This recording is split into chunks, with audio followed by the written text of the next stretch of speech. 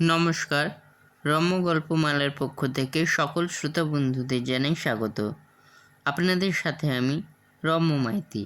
আজ শোনাতে চলেছি সাহিত্যিক ডক্টর গৌরীদের লেখা গল্প ষষ্ঠীর দলের আতঙ্ক। অঙ্কনে দিলীপ দাস, গল্প পাঠে আমি রম্য মাইতি। আজকের গল্প ষষ্ঠীর দলের আতঙ্ক। অনেক দিন কোথাও বেড়াতে যাওয়া হয়নি। কথাটা শুনে দিল বিশু ঘরের মধ্যে। ইজি চেয়ারে বসে একটা মেডিকেল ম্যাগাজিন পড়ছিলেন সুরজিৎ নিজের মনে। ঘরের মধ্যে যে তাঁর সাঙ্গপাঙ্গরা ইতিমধ্যে হাজির হয়ে গেছে খেয়াল করেননি। কথাটা বলে বিশু সকলের দিকে একবার চোখ বুলিয়ে নেয়। গদা সঙ্গে সঙ্গে বলে ওঠে, ঠিক বলেছিস বিশু, কত জায়গা তো ঘোরা হয়েছে, কিন্তু কখনো জঙ্গলে গেছিস? নবু হঠাৎ লাফিয়ে ওঠে, বলে, জ জ সন্তু গম্ভীর হয়ে বলে, হরি, নবাটাকে একটু জল দে, তেষ্টায় ওর ছাতি ফেটে যাচ্ছে। সুরজিৎ কাগজে চোখ রাখলেও সবই শুনছিলেন। কাগজ থেকে চোখ না তুলেই বলেন, শুধু জলে হবে না, 6 ব্যাগ বরফ লাগবে, 6 জনের মাথার জন্যে। সামনের দোকান থেকেই কিনে আন। লাফিয়ে উঠল জগা, তা তো তুমি শুনছ, চলো না প্লিজ। সুরজিৎ ঠিক একই রকমভাবে বললেন, যা না তোরা জঙ্গলে, বনে, পাহাড়ে, সমুদ্রে, আমায় বলছিস কেন? এখন তো যথেষ্ট বয়স হয়েছে। আর তাতু কেন? তাতু? মাধা একেবারে জল এনে ফেলল চোখে, বলল, তুমি এ কথা বলতে পারলে তাতু? তুমি জানো না তুমি আমাদের কি? জানি না আবার, খুব জানি। আমি তোদের এমন একটা বাহন যার পিঠে চড়ে তোরা স্বাধীন হয়ে যেতে পারিস, বললেন সুরজিৎ। গদা আরও কাঁদো কাঁদো হয়ে বলল, তাতু, তুমি কিন্তু আমাদের দুঃখ দিচ্ছ। আমরা তো তোমাকে খুব ভালোবাসি, তাই তোমার উপর আমরা জোর করি। এবারে জ্বরটা কি জঙ্গলে নিয়ে যেতে হবে? তা বললেন সুরজিৎ। নবু বলে উঠল, পিপ পিপ। সুরজিৎ অন্যদের দিকে তাকিয়ে বললেন, না। তখন জল খেতে চাইলো, এখন পিৎজা না পিঠে কিছু একটা খেতে চাইছে। নবু তড়বড় করে বলে উঠল, পিপ প্লিজ প্লিজ। সুরজিৎ এক দৃশ্যে নবুর দিকে তাকিয়ে বললেন, প্লিজ নবা, গালে দুটো সুপুরি রেখে তবে কথা বলবি বলেছি না? শুনতে বলল, ছাড় না তোরা। তারপর তাতুর দিকে তাকিয়ে বললে, আমরা কখনো জঙ্গলে যাইনি তাতু, তুমি ছাড়া আর কে নিয়ে যাবে বলো? সুরজিৎ চেয়ার থেকে উঠে একটু পায়চারি করলেন। তারপর ডায়েরিটা দেখে টেলিফোন তুললেন। হ্যালো বিজয়দা, আমি সুরজিৎ বলছি। ষষ্ঠীর দল জঙ্গলে বেড়াতে যেতে চায়। কোথায় যাওয়া যায় বলো তো? তারপর বেশ কিছুক্ষণ ধরে সুরজিৎ মাথা নাড়েন আর হ্যাঁ হুম করেন। ষষ্ঠীর দল স্থির হয়ে বসে তাতুর হাব ভাব লক্ষ্য করে। শেষে তাতু বললেন, তাহলে ওই কথাই রইল, শুক্রবার সকালে বেরোচ্ছি, রোববার ফিরছি, আমরা 7 জন, ওকে? ফোন রেখে চেয়ারে ধপ করে বসে পড়লেন সুরজিৎ। ষষ্ঠীর দল অসীম আগ্রহে ওর মুখের দিকে তাকিয়ে আছে, কিন্তু তাতু যে কিছু বলছেন না। কতক্ষণ কেটে গেল। হঠাৎ সুরজিৎ বললেন, লবঙ্গী। সঙ্গে সঙ্গে ষষ্ঠীর দলের ভেতর হুড়োহুড়ি বলে গেল। একসঙ্গে প্রায় সকলেই ঘর ছেড়ে বেরিয়ে গেল। মিনিট 5 পরে সকালে একসঙ্গে ঢুকলো এক বাটি লবঙ্গ নিয়ে। এই যে তাতু, লবঙ্গ, বলল প্রায় সকলে একসঙ্গে। বিরক্ত হয়ে সুরজিৎ বললেন, এসব কি? কেন লবঙ্গ? তুমি যে চাইলে আমি তোদের কাছে লবঙ্গ চেয়েছি? কই, আমার তো মনে পড়ছে না। নবু বলল, ল ল। সুরজিৎ কপালে হাত দিয়ে নবুর দিকে তাকিয়ে বললেন, ল ল নয়, বরং তুই যদি লা লা লা করে গান গেয়ে নাচতিস তো মনটা আমার ভালো হতো। তারপর একটু থেমে বললেন, আমি বলছি লবঙ্গী ওয়াইল্ড লাইফ স্যাংচুয়ারির কথা। বিজয় দ্য ফরেস্ট অফিসার, ওনার কথা মতো আমরা লবঙ্গী যাব, ফরেস্ট রেস্ট হাউসে থাকব। লবঙ্গী অরণ্যে বাইসন, চিতাবাঘ, ভালুক, হরিণ, হাতির মতো অসংখ্য বন্যজন্তু দেখব। বাঘের গর্জন শুনব। শশীর দলের মুখে কথা নেই।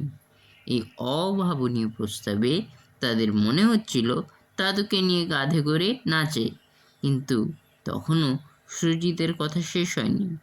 সুরজিৎ বলতে লাগলেন, লবঙ্গীর কথা আমি এর আগে অনেকবার শুনেছি, ইচ্ছে থাকলেও যাওয়া হয়ে ওঠেনি। তারপর ওদের দিকে তাকিয়ে বললেন, এই যে মস্তানরা, মুঘল সম্পর্কে কোনো জ্ঞান আছে? বলতে পারো ভারতের বৃহত্তম নদী কোনটা? নবু প্রথমেই গাল সুপরিয়ে রাখার নির্দেশ ভুলে বলতে আরম্ভ করে, গগ গগ। সুরজিৎ ওকে থামিয়ে বললেন, তুমি যে নিজে একটি তা আমরা সবাই জানি, আর বুক ফুলে সেটা না বললেও পারতে। বিষে বলে, না না, ও বোধহয় গঙ্গা। সুরজিৎ কটমট করে বিষের দিকে তাকিয়ে বললেন, ও কি বলতে চেয়েছে সেটা না বলে তুমি কি বলতে চাইছো স্পষ্ট করে বলো, আর যদি না জানো তো স্পষ্ট করে বলে দাও জানো না। গদা বলল, ভাগীরথী, তুই আবার কবে থেকে নবুর পথ ধরলি? নতুন নতুন গালে সুপুরি রেখে কথা বলবি, সেরে যাবে। আর শোন, গঙ্গার ভাগীরথী যে এক, সেটা অন্তত দয়া করে পড়াশোনা করে জেনে নিও, লোকের সামনে হেনস্থা হতে হবে না। সুরজিৎ বাকিদের দিকে একবার তাকিয়ে বললেন, তোমাদের লেখাপড়ার দৌড় আমার জানা হয়ে গেছে, তবে শোনো, সেই নদীর নাম মহানদী, সাতকোশিয়া গঞ্জের মধ্যে দিয়ে বয়ে চলেছে। মহানদী হলো ওই লবঙ্গীর কাছে। এতে যেমন বাইচো খেলা হয় বা বোটিং হয়, তেমনি আবার কুমির, হাঙর, ঘড়িয়াল দেখতে পাবে নদীতে। নৌকা করে যেতে যেতে দেখবে পাড়ে রোদ পোহাচ্ছে কুমির, ঘড়িয়াল। শুনতে বলল, আর বলো না তাতু, আমাদের রাতের ঘুম বন্ধ হয়ে যাবে উত্তেজনায়। কবে যাব আমরা? সুরজিৎ ইজি চেয়ারে বসে দুবার পা নাচিয়ে বললেন, অত বাঘ ভাল্লুকের মধ্যে তোরা থাকতে পারবি ফরেস্ট রেস্ট হাউসে? পারবো, তুমি আমাদের নিয়ে চলো তাতু। একসঙ্গে ছজনে চেঁচিয়ে উঠল, বেশ, তাহলে আর একবার বলি, ওখানে কিন্তু তোদের ঘুম হবে না। কেন কেন জিজ্ঞেস করে মাধা। সুরজিৎ বললেন, তোদের চারপাশে তো রাতের অন্ধকারে বাঘ ঘুরে বেড়াবে, তোদের ঘর হবে একতলায়, সারা রাত দেখবি বাঘ, ভাল্লুক, হাতি ঘুরে বেড়াচ্ছে, ওদের গায়ের গন্ধও পাবি। ভেবে দেখ, এখনো সময় আছে। তার উপর চারিদিকে বন জঙ্গল আর পাহাড়, পাহাড়ের ঠিক নিচে রেস্ট হাউসটা, টিকর পাড়া জুড়ে লবঙ্গী অরণ্য, বিশাল ঘন জঙ্গল। ষষ্ঠীর দলের আগের উৎসাহ যেন একটু ভাটা পড়ল। সুরজিৎ মুচকি হেসে বললেন, ভেবে দেখ, 2-1 দিন পরে আমাকে জানাবি, মন শক্ত করে। তখন আমি ধৌলি এক্সপ্রেসের টিকিটটা কেটে ফেলবো। এখন তোরা যা, আমায় একটু পড়াশোনা করতে দে, কাল একটা জটিল অপারেশন আছে সকালে। আর একটা কথা শুনে রাখ, যাবার সময়ও খুব কষ্ট। এখান থেকে প্রথমে কটক, সেখান থেকে রিকশায় অনেকটা রাস্তা গিয়ে বাদমবাড়ি বাসস্ট্যান্ড, তারপর বাসে করে 150 কিমি দূরে লবঙ্গী ওয়াইল্ড লাইফ স্যাংচুয়ারি। বাসে 150 কিমি মানে প্রায় 4 ঘন্টা তো বটেই। তাছাড়া সে বলে, তাতু বাকিটা পরে শুনবো, আমাকে আবার বাবা একবার দেখা করতে বলেছিল। গদাই বলল, মা বলেছিল সামনের দোকান থেকে একটু সন্দেশ কিনে দিতে, আমি যাই। সুরজিৎ নবুর দিকে তাকিয়ে বললেন, তো তো মার কি কি কাজ? নবু তার দিয়ে কটমট করে তাকিয়ে ঘর ছেড়ে গট গট করে বেরিয়ে যায়। সকলে চলে যেতে একটু হাসলেন সুরজিৎ। 50% উৎসাহ খতম, বাকি 50% যদি জিইয়ে রাখতে পারে তবে তাকে ওদের নিয়ে যেতেই হবে। দেখা যাক কী হয়। ঠিক 2 দিন পরে একদিন হঠাৎ মাঝরাতে একটা হইচইতে ঘুম ভেঙে গেল বাড়ির সকলের। কী ব্যাপার? সুরজিতের দরজায় দড়াম দড়াম করে ঘা পড়ছে। কী ব্যাপার? সুরজিৎ দরজা খুলতেই বড় বৌদি উদ্বিগ্ন স্বরে বললেন, ঠাকুরবউ, শিগগির চলো, গদা কেমন করছে। ঘর থেকে স্টেথোটা নিয়ে ছুটে যান সুরজিৎ বৌদির পেছন পেছন। গদা পাগলের মতো চোখ বন্ধ করে চেঁচাচ্ছে, বাঁচাও বাঁচাও, বাঘ বাঘ আমাকে মেরে ফেললো, বাঁচাও বাঁচাও। সুরজিৎ মুখ টিপে হাসলেন, এই সাহস নিয়ে সব জঙ্গলে যাবে। সুরজিৎ একটা ইঞ্জেকশন দিতে ঘুমিয়ে পড়ল গদা। তারপর ষষ্ঠীর দলের বাকি ছেলেদের দিকে তাকিয়ে বললেন, দিন 7 মধ্যে আমরা রওনা দেব।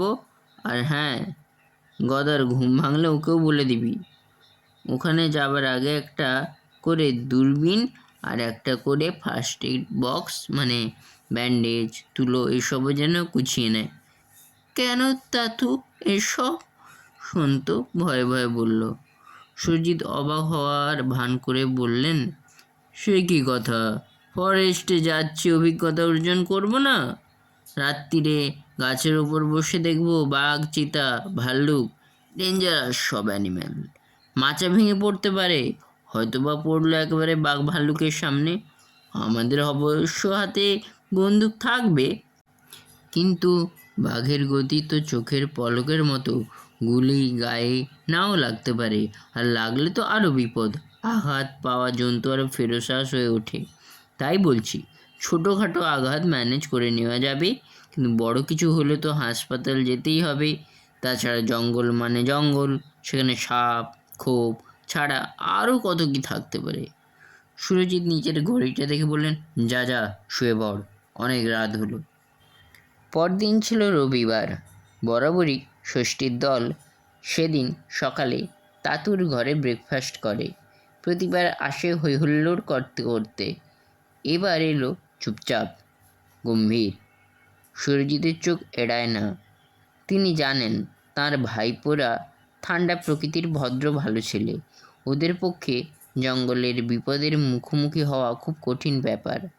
আসলে তিনি প্রথমটা ঠিক করেছিলেন ওদের নিয়ে সত্যি লবঙ্গি যাবেন, কিন্তু বিজয়দা হঠাৎ ফোন করে বললেন দিন 15 আগে ফরেস্ট রেস্ট হাউসটা তিনি দিতে পারছেন না। আবার দিন 15 পরে সুরজিতের একটা কনফারেন্স আছে ব্যাঙ্গালোরে, কিন্তু এত আশা দেবার পর যদি বলেন যাওয়া হচ্ছে না, তাতে ওরা কষ্ট পাবে। তাই এই কায়দাটা তাকে করতেই হলো। অবশ্য লবঙ্গি না হয়ে অন্য যে কোনো জঙ্গলে যাওয়া যেত, কিন্তু তাঁরও হঠাৎ ইমার্জেন্সি ডিউটি পড়ে গেছে হসপিটালে, তাই একটা চান্স নিলেন তিনি। এতে কাজ না হলে অন্য পথ নিতে হবে, কিন্তু না, মনে হয় এই পথেই কাজ হবে। বিষের দিকে ডাকিয়ে সুরজিৎ বললেন, বল তোরা কী খাবি আজ? বিষে উদাসীনের মতো বলে, তোমার যা ইচ্ছে। সুরজিৎ আবার হাসেন মনে মনে, যাক ওষুধ ধরেছে। সন্ত বলল, তা তো তোমাকে একটা কথা বলবো। হ্যাঁ বল, কি বলবি? বললেন সুরজিৎ। মাধা বলল, আচ্ছা তাতু, তোমার কি টিকিট কাটা হয়ে গেছে? হুম, কাল কাটতে যাব। তাহলে জঙ্গলের ট্যুরটা ক্যান্সেল করলে হয় না? কেন, অসুবিধে কোথায়? চল না। নবু তাড়াতাড়ি বলে ওঠে, হ্যাঁ হ্যাঁ। সুরজিৎ অন্যদের দিকে তাকিয়ে বললেন, হাতি? হ্যাঁ, হাতির পিঠে তো চড়বই। সন্তু বলল, তা নয় দাদু, ওর আসলে হাতে ব্যথা হয়েছে তো ব্যাডমিন্টন খেলে, তাই যেতে চাইছে না। হাতে ব্যথা? তো পায়ে কি? মাথা বলল, তা নয় তাতু, এবার না হয় না গেলাম। সুরজিৎ কান ঝাঁকিয়ে বললেন, বেশ, আমার কোনো আপত্তি নেই, এটা বরং তোলা থাক সামনের বছরের জন্য। সঙ্গে সঙ্গে ঘরের চেহারা বদলে গেল। এই প্রথম ট্যুর ক্যান্সেলের কথা শুনে ষষ্ঠীর দলকে খুব খুশি হতে দেখা গেল। কেমন লাগলো আজকের এই গল্প কমেন্ট বক্সে অবশ্যই লিখে জানান। গল্পটি ভালো লাগলে লাইক এবং শেয়ার করতে ভুলবেন না। পরবর্তীকালে নিত্য নতুন নানা স্বাদের গল্প কবিতা শুনতে এখনই আমার চ্যানেলটি সাবস্ক্রাইব করে পাশে থাকুন। ধন্যবাদ।